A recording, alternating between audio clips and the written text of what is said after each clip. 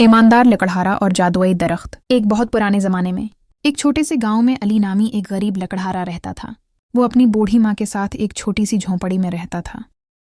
गरीब होने के बावजूद अली अपनी ईमानदारी और मेहनत की वजह से पूरे गांव में मशहूर था।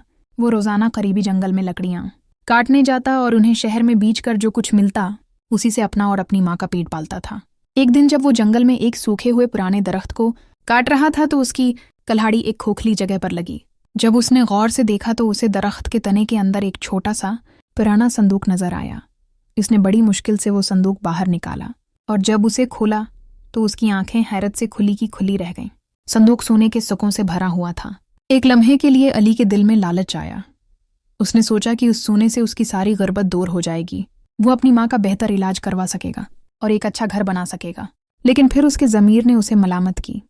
उसने खुद से कहा,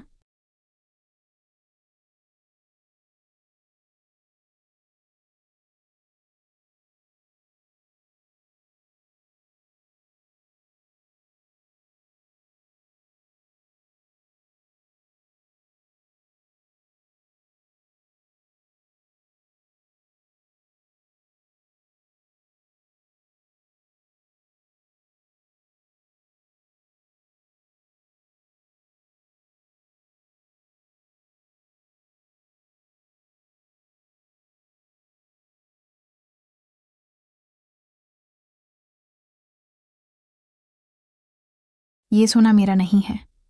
जिसने भी उसे यहाँ छिपाया है ये उसी की इमानत है। मैं उस इमानत में खयानत नहीं कर सकता। ये सोचकर उसने संदूक को वैसे ही बंद कर दिया और उसे वापस इसी जगह पर रखने का फैसला किया।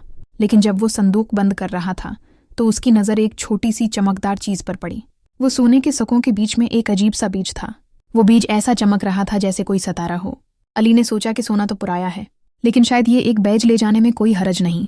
उसने वो बीज उठाकर अपनी जेब में डाल लिया और संदूक वापस दरख्त के तने में छिपा दिया। घर आकर उसने वो अनोखा बीज अपनी झोंपड़ी के बाहर छोटी सी जमीन में बो दिया। वो रोज की तरह सो गया और अगली सुबह जब बेदार हुआ तो अपनी आंखों पर यकीन न कर सका। जहां उसने बीज बोया था वहां रातों रात एक खूबसूरत और शानदार दरख्त उगाया था। इस दरख्त की शाखें मजबूत और पत्ते जुमरुद की तरह हरे थे।